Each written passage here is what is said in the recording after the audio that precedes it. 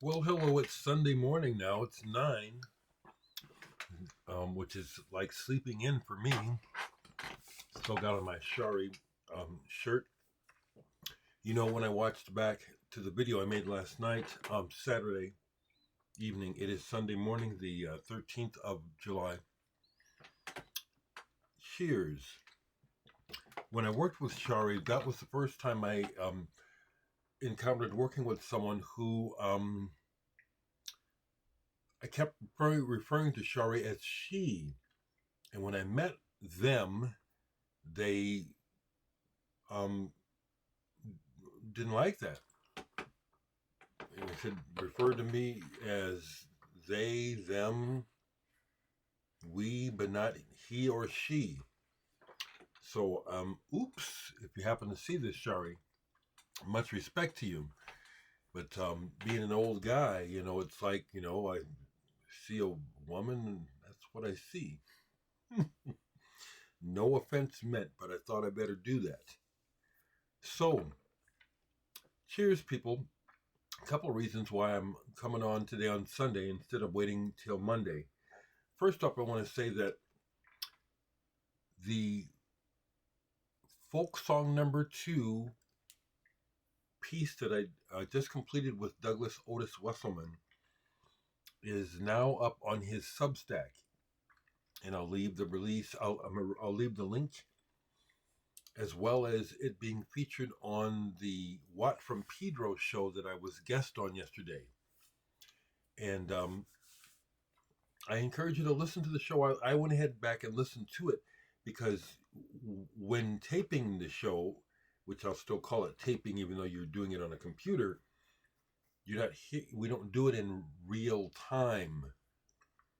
Um, Mike composites it together, and so listening to how the show hung together was cool. I really like Mike Watt. I think of him as a superstar or a rock star, even though he is has wants nothing to do with that sort of mentality. But much respect to Mike Watt. I think about I'll put it into context like this. So there's people like Paul McCartney and Ringo Starr of the Beatles. There's Mick Jagger and Keith Richard of the Rolling Stones, and then there's D. Boone and Mike Watt of the Minutemen. I'm totally serious. Okay, it's not about the money. It's about the music and about the impact of what they did on history. It's huge.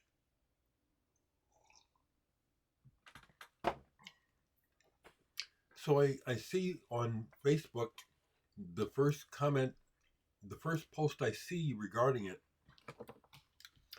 is that Dave Cousins, and now that I'm about to talk about it, I'm realizing I probably better make sure about this. Okay, Dave Cousins of the Strawbs has passed away. Now let me just now the reason why I'm moving on this already is because I wouldn't imagine that Dave McCarthy. Yeah, it's true. Dave Cousins, the leader of the folk rock slash prog band the Strawbs, has passed away.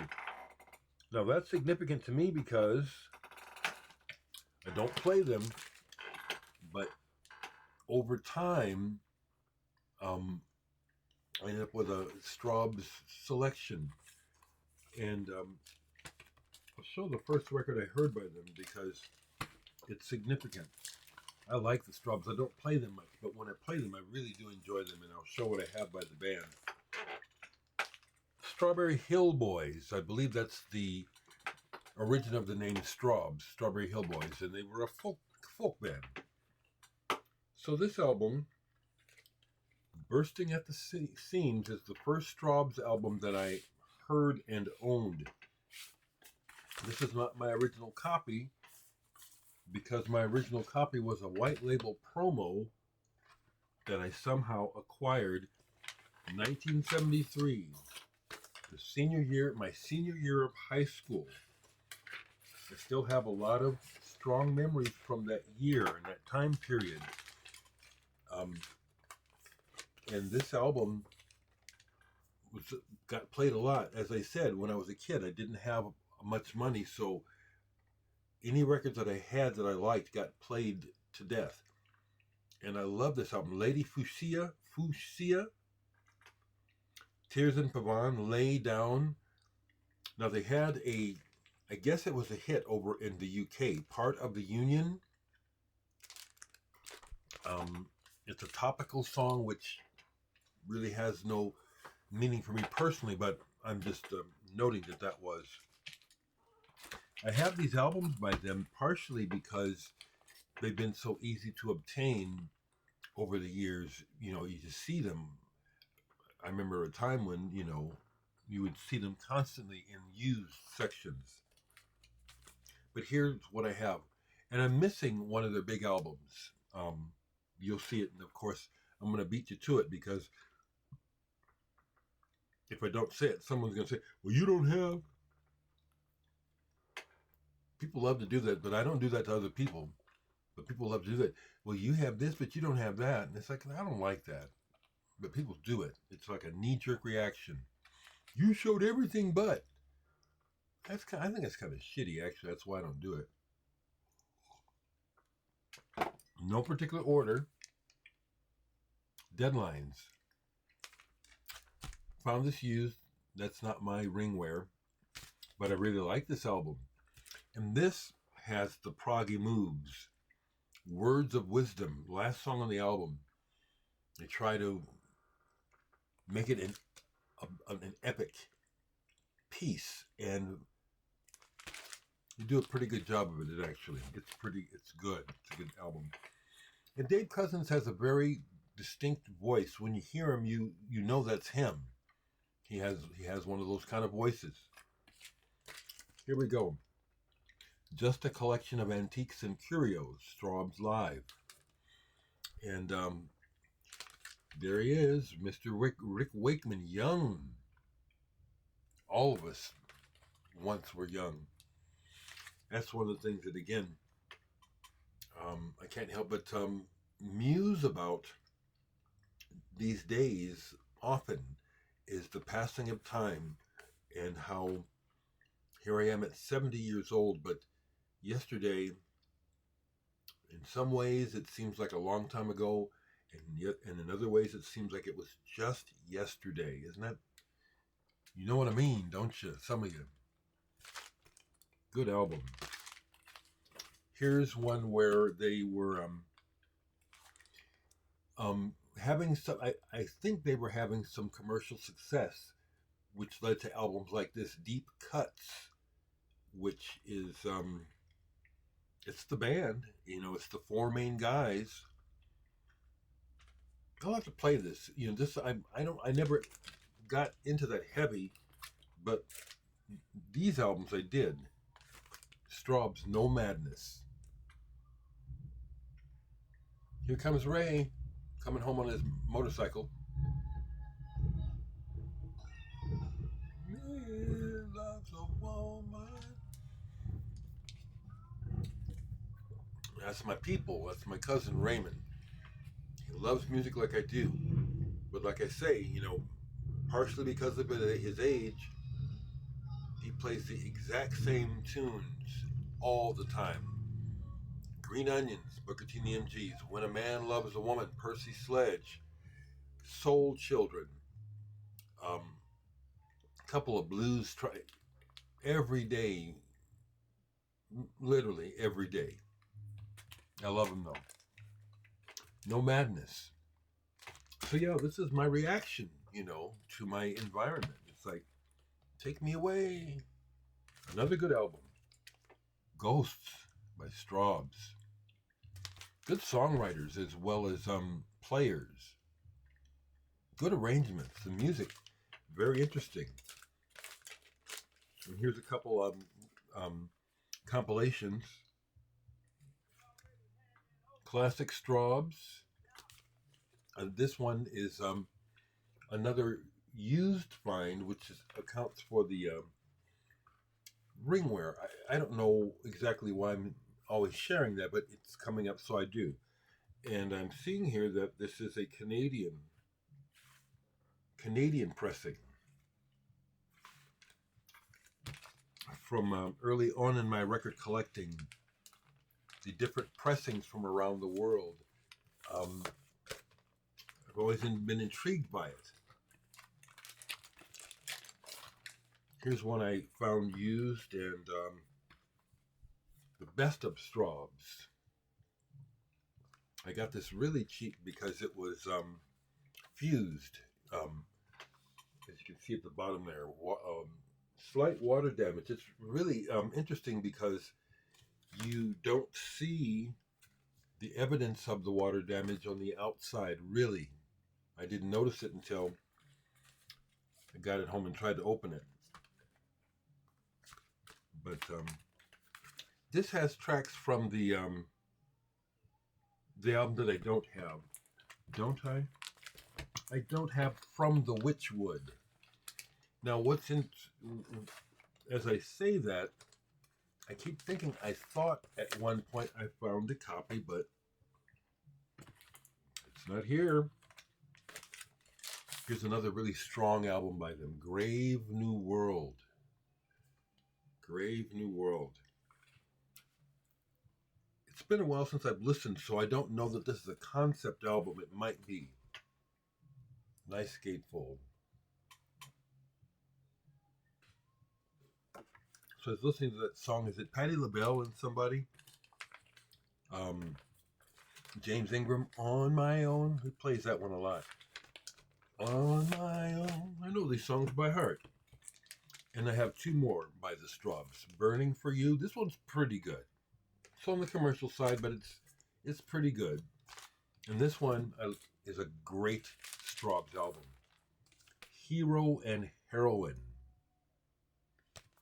Very strong. For you folks who watch me who like prog or English rock and you don't know that band, find out. Excellent band. Excellent band. Cheers, people.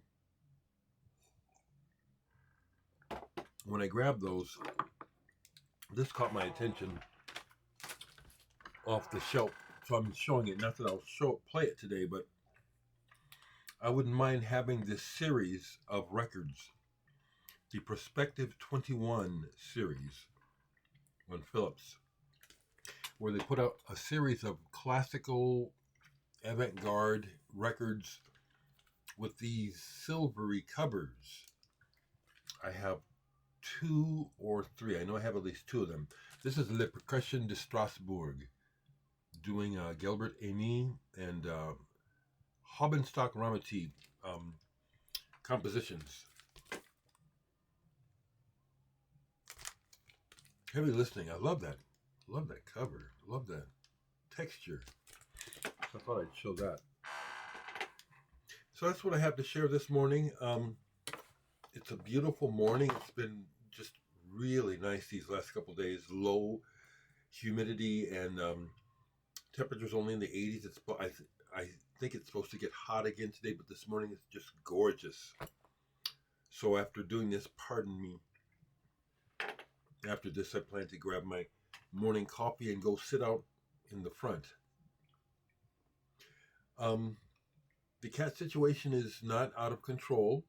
I have spoken to Ray, the Mexican neighbor who is actively feeding the cats, and he assured me that he and his wife are going to follow through with having the cats spayed and neutered to keep, so this doesn't get to be a real issue, because it isn't so far. It's actually pleasant, and I find myself looking for the cats when I go outside, and none of them come up to me yet, but it's getting there. I go outside and they're sleeping on my the chair in my front yard, and they don't get up and run away right away, which is kind of nice. I love animals. I love cats, but I'm not going to feed them. I don't need to be feeding them, that's for sure. Okay, once again, I will leave the link to two things: the link to Substack, to Doug Wesselman's Substack, so you can listen to folk song number two. Listen to it. I love his voice. I love his words. The way that he expresses his grief about this black girl that he never knew. And interestingly, that's the small town nature of Omaha that I like. That we would get together like almost 50 years later now to collaborate.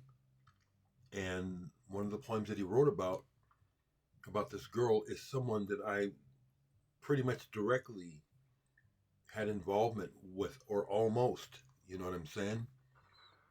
I almost knew her, but they murdered her before I got to know her. I was going to. I was a shy kid. I was a kid when this happened too. I couldn't have been more than 14, or I can't remember the actual date. But what I'm getting at by musing on this is it does have me reactivated. I'm gonna get my bass out today because I want to approach this differently. I want to play and see if the playing can meld into the flow of Doug's words on this next poem, folk song number one. And I'm also um, I do plan to follow up with offering a track to Mike Watt to collaborate on. It's like, yeah, I need to follow up on that. I do. That's something. Don't just sit on that. Follow up on it. Mike Watt says, yeah, send me a track. Let's collaborate. Let me do that. So that's what's on my plate for today. We'll see if I get anything done today. But it's exciting. As I think about these things, the session I did with Binky Shapiro recently comes to mind. And I haven't heard from her since we did that demo session. And it's just the way life goes. If something is supposed to happen, there it will. If it doesn't, it doesn't. No big deal. Kind of like, it's funny. Life is funny.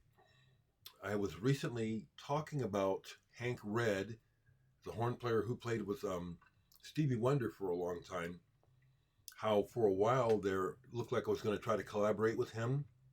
Then it ended up being that I was kind of a helpmate for him. Then I didn't hear from Hank Red for forever, thinking, well, that's that.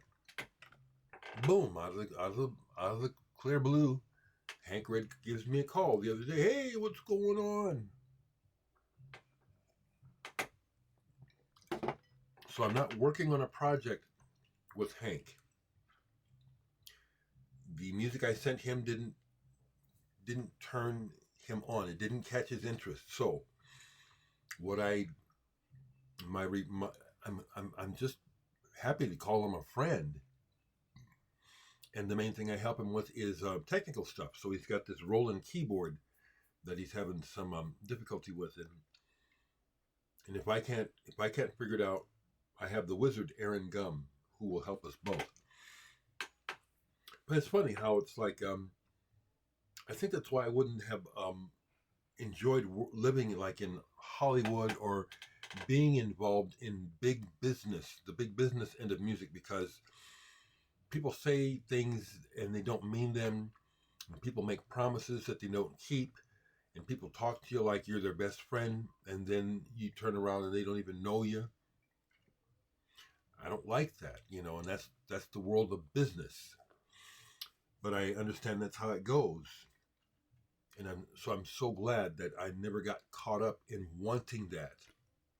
I just wanted to make music and make good music, original, and to receive some recognition for it. And that's exactly what's happened, and it's what's happening, and I love it. And it feels wonderful.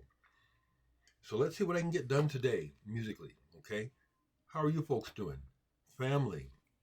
I see um, my sister Adrian and her husband Floyd.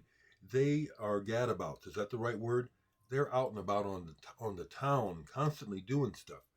And my sister's exhibit, which is happening right now, they're on fire, and I'm really happy for them.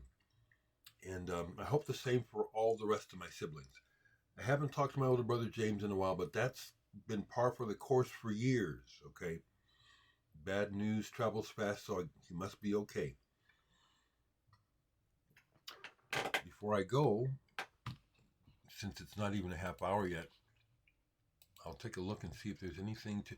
I'm getting comments on Facebook on the link to the Otis 12 Dereck project, folk song number 2. It's good. It is, and it's powerful, especially when you understand the context of the story, which is laid out on Doug's Substack. Yeah, Thalem is a pianist. Someone asked me if he's a pianist. Yes, he is. Yes. It's interesting to see where people are going back and watching old videos and leaving comments. Cool. Nice to hear from you. Is it Alessandro? Someone says late night Higgins. Yeah. Now he's playing Ray Charles. See, I could almost tell you exactly what Ray is going to play. Yep, there's Ray Charles. Night and day. Here's someone who said they had the honor of hosting a reception for Cecil Taylor, Michael White, and Kenneth Nash. How cool is that? I love hearing from people from all over the world. Wales, Poland, Argentina, Sweden, Germany, everywhere, all over the United States. Folks, thank you so much. I had forgotten, but I had at one time noted that Gustav Mahler's birthday was the same as mine, July 7th. Last thing I'll say it is regarding current events is it may seem like clickbait, but it appears that the internet, YouTube in particular, is blowing up with videos commenting about Trump Epstein, how Trump freaked out literally when it was brought up when the question was brought up, and how they're trying to bury this because they've got something to hide. Let it blow up let it blow up. It needs to. I'm not left and I'm not right. I'm human. I care. And this is not a left versus right issue.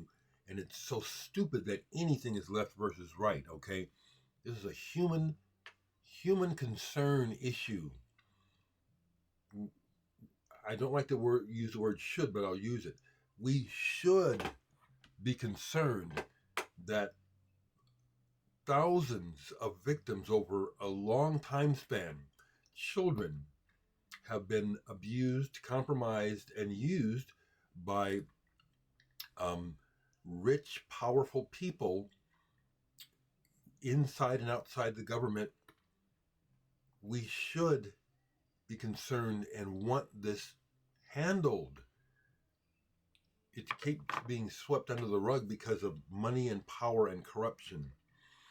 But it's literally robbed already, if you ask me. It's already robbed the soul of our nation. The corruption and what people will stoop to for power. This is a story that doesn't need to go away. Something needs to happen for everyone's sake. It's like that's enough, okay? Let me go back positive. See, I had dinner with friends the other night, and Jen and Kevin's grown daughter Lil gets migraines. She's very sensitive, but she's a very wonderful person. So we were having dinner, and I'll talk about anything. And we started going in this direction about politics, and it brought her down like immediately. It's like she was not handling it. She was like, so we had to switch subject, and it took a few minutes to bring her back around. But it's like, That was like interesting to me. It was like, man, because I just want to face stuff that we try to bury. We need to handle this stuff. We need to try, instead of just forgetting it and letting it go away, we need to handle it. So, anyway, back to my excitement about music, about collaborating with Otis 12, about my friendship with Mike Watt. And, okay, that's enough. Have a great day, everyone.